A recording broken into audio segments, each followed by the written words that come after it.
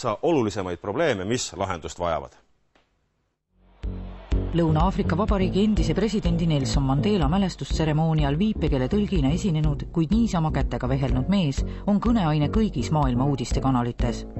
Uudistest erinevalt peab aga Euroopa viipekeele tõlkide foorum hoopis suuremaks skandaaliks seda, et juhul kui kurdid ei saa kasutada professionaalseid viipekeele tõlke, pole neil tegelikult juurdepääsu ka elementaarsetele asjadele nagu koolid või kohtud. Eestis 17 aastat viipekeele tõlgina tegutsenud Liivi Holman arutleb karmide tagajärgede üle, mis tavaliselt uudistesse ei jõua. Näiteks siis, kui professionaalse tõlgi asemel tuleb kurdil raha kokkuhoiu mõttes minna arsti või notari juurde lihtsalt viipekeele valdajaga. Eesti on tema sõnul üks väheseid maailma riike, kus viipekeele tõlgi professioon on rangelt piiritletud. Meie probleem on aga see, et väga oluliste sündmuste puhul unustatakse kurdid ja nende vajadus viipekeelse tõlgi järele üldse ära. Kohalike omavalitsuste valimised said just mööda, olid sellised huvitavad debatid, mille järgi inimesed oma valikuid tegid, et need jäid kindlasti kõik kurtidele kättesaamatuks. Viipekeelseid kurte on Eestis 1500, viipekeele tõlgid on head, kuid neid on vähe. Eestis on ligikaudu 1500 kurti ja kutsega tõlke on 20-30 vahel. Öeldakse, et selleks, et tõlk oleks piisavalt, võiks neid olla umbes 10% kurtide arvust. Tallinnas on Heleni kool, kus õpivad nii kuulmis- kui ka nägemispuudega lapsed.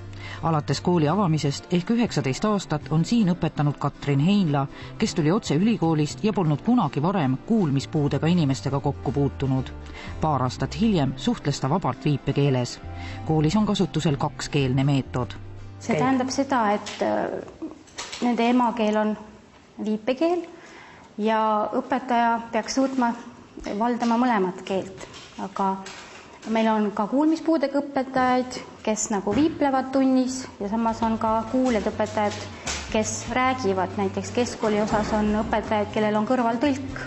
Viipekeel on riigiti erinev ning ka Eestis elavad eestlased ja venelased kasutavad erinevat viipekeelt, Eesti ja Vene oma, kuid viipekeel allub visuaalse keelena teatud seaduspärasustele. Grammatilised struktuurid, keele ülesehitus on tihtipeale viipekeeltes sarnane ja mõistetav. Sellepärast saavad kurdid ka õpivad kergesti erinevad viipekeeled ära ja saavad üksteisest hästi aru. Kohaliku suulise keelega viipekeel ei sarnane. Sellel on teistsugune grammatika, lauseehitus ja sõnavara. Et inimese nime tähtaava lõhku kirjutamine on aeganõudev, panevad viiplejad inimestele viipenimed. See võib olla inimese perekonnanime järgi, see võib tekkida inimese eesnime järgi, selle tähenduse järgi, see võib tekkida mõne iseloomuliku iseloomuomaduse järgi või välise tunnuse alusel.